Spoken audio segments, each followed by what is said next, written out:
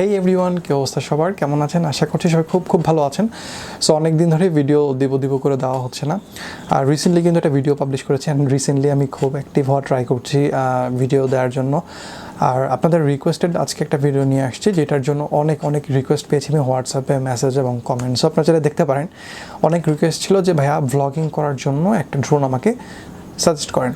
তো আমি আসলে অনেক রিসার্চ করতেছিলাম যে বাংলাদেশ মার্কেটে কী ড্রোনগুলো আছে। নর্মালি তো আমরা সেমি প্রফেশনাল ড্রোন বলতে কোন ড্রোনগুলোকে বুঝি?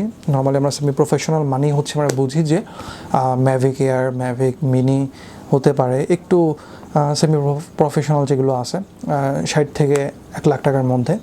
তো আমি আসলে একটু অ্যানালাইসিস করে দেখলাম যে আসলে এই ড্রোনগুলো আসলে সবার সামর্থ্যর মধ্যে আসে না বা অ্যাবিলিটি থাকে না সবার কেনার জন্য, যারা নতুন করে ব্লগিং স্টার্ট করছেন।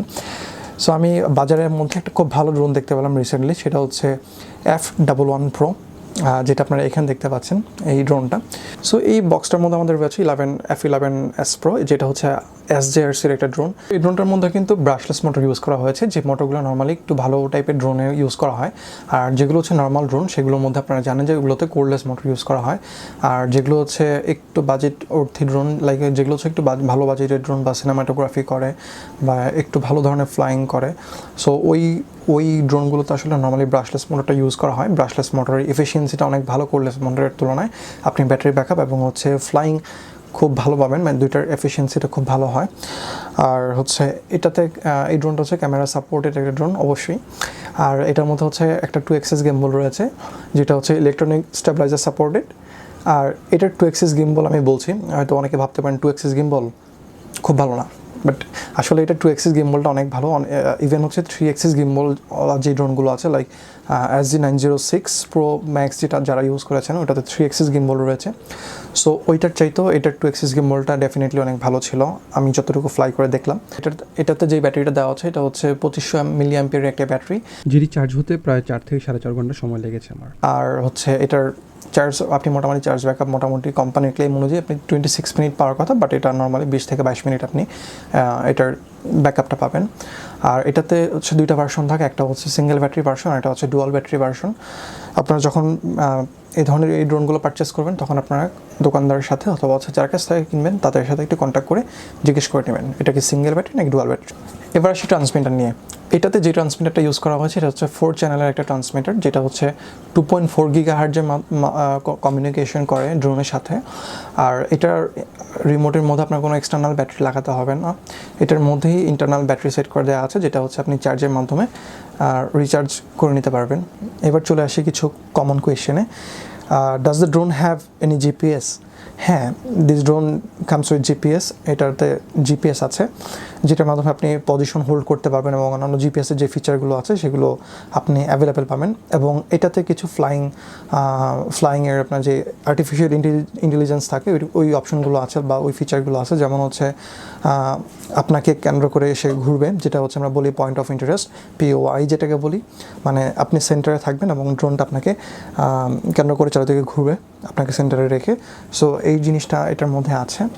আর এছাড়াও আপনার রিটার্ন টু হোম অবশ্যই থাকবে, ফলো মি তো অবশ্যই কাজ করবে।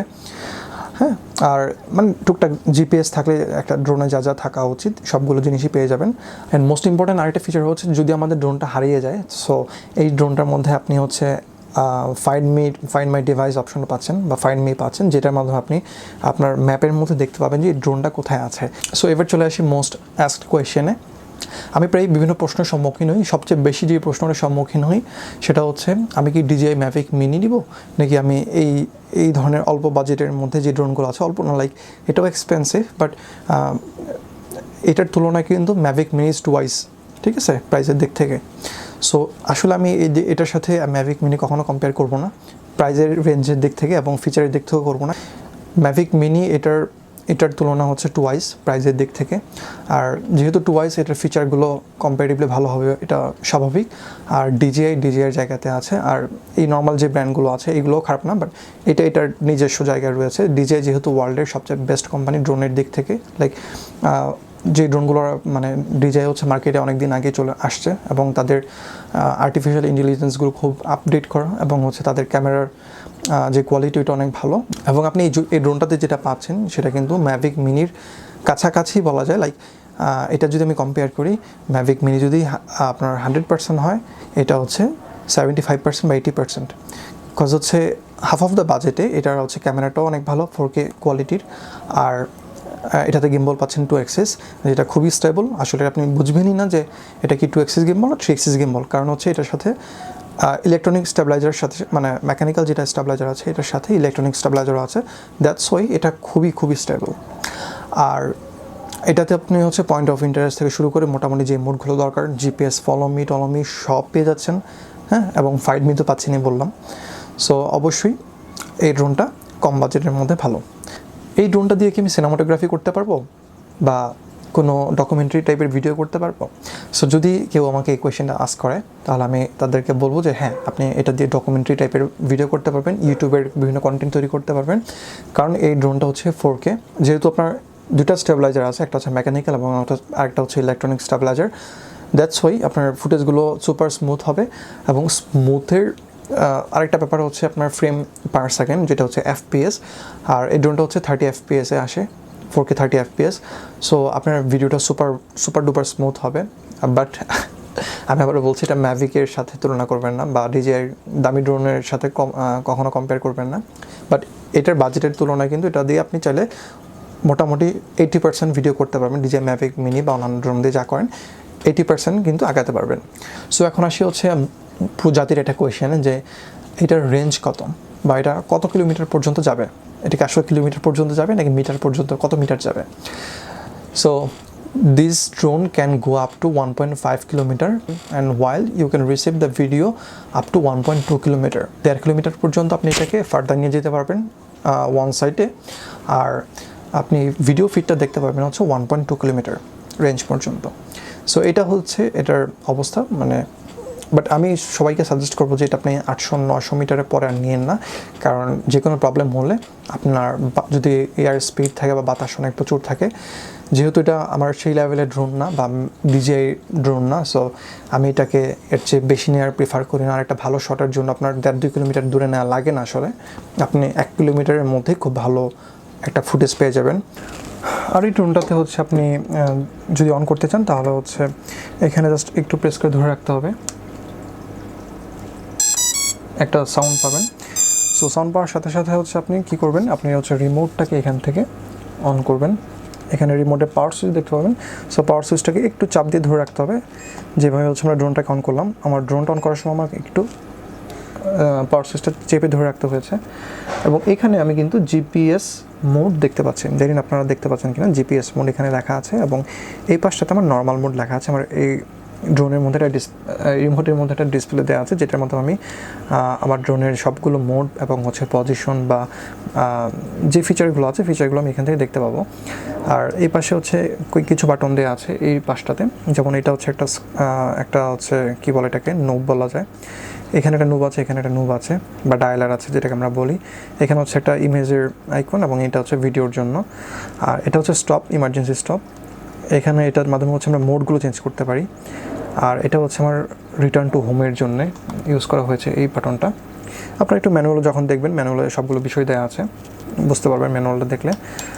আর এটা হচ্ছে ছবি তোলার জন্য। ড্রোনটা যখন আমি প্রথমে স্টার্ট করব, তখন হচ্ছে আমি নতুন জায়গায় যখন যাব, তখন এটাকে আমার কী করতে হয়, এটাকে আমাকে ক্যালকুলেশন করতে হয়। ক্যালকুলেশন করার আগে আমি এই দুইটা জিনিস একটু খুলে নিই, এবং এই দুটো জিনিস আপনারা সবসময় রেখে দিতে পারেন, যাতে জয়স্টিকটা কখনো নষ্ট না হয়। সো আমি এখানে একটু রেখে দিচ্ছি দুটা স্পঞ্জ খুলে। এখন এটাকে কন্ট্রোলটা নিয়ে জানি। এটা যদি আপনি 11 o'clock দেন, আর এটাও যদি 1 o'clock দেন, তখন হচ্ছে ড্রোনটা রিসেট হবে, এবং ড্রোনের মধ্যে আপনারা একটা ব্লিঙ্ক দেখতে পাবেন।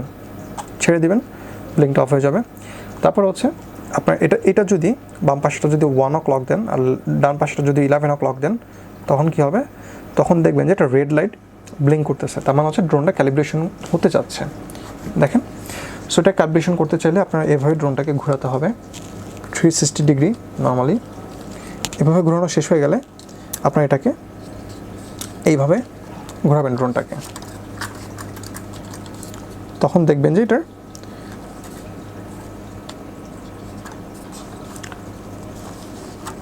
ব্লিঙ্কটা অফ হয়ে গিয়েছে। সো এটা ছিল হচ্ছে ক্যালিব্রেশনের জন্য।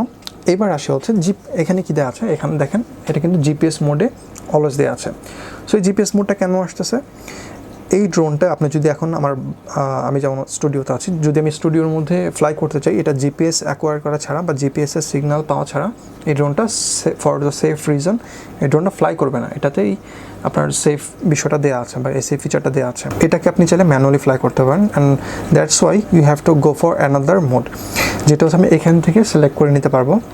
এই বাটনটাতে হাতের ডান পাশে আপনার শেষের বাটনটা আপনি ক্লিক 5 সেকেন্ডের মতো এটা ক্লিক করে ধরে রাখতে হবে, and the GPS module disappear, যখন আপনি 5 সেকেন্ডের জন্য ধরে রাখবেন।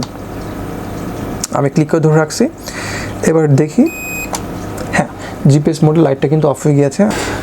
সো এই ছিল হচ্ছে জিপিএস ক্যালিব্রেশন এবং হচ্ছে আমার ড্রোনের রিসেটের ব্যাপারে। এখন আসে হচ্ছে এটাকে কীভাবে ফ্লাই করব, আনলক করব। সো আমার আনলক করার জন্য আমাকে বাম পাশের যে স্টিকটা আছে এইটাকে আমি হচ্ছে এটাকে হচ্ছে 5 o'clock ধরবো, বাম পাশের স্টিকটাকে 5 o'clock, এবং ডান হাতে যে স্টিকটা আছে এটাকে আমি 7 o'clock করবো, তাইলে হচ্ছে এটা উড়বে। সো লেটস সি কীভাবে হয়। বাম পাশেটাকে আমি আবার বলছি, সুন্দরভাবে বলে দিচ্ছি। বাম পাশেরটা হচ্ছে নিচের ডান কর্নারে, আর ডান পাশের স্টিকটা হচ্ছে নিচের বাম কর্নারে যাবে। যদি কীভাবে করি তাহলে হচ্ছে দেখেন, বাম হাতের স্টিকটা ডান কর্নারে, রাইট সাইডের স্টিকটা বাম কর্নারে, দুটো একসাথে করতে হবে, তাহলে ড্রোনটা রোটেশন আসবে। রেডি? দেখেন এখন যদি আমি থ্রটল স্টিকটা একটু উপরে দিই, তাহলে এখন যদি আমি থ্রটল স্টিকটা একটু উপরে দিই, অ্যাক্সিডেন্টালি যদি হয়ে যায় তাহলে ড্রোনটা উপরে ওঠা শুরু হয়ে যাবে।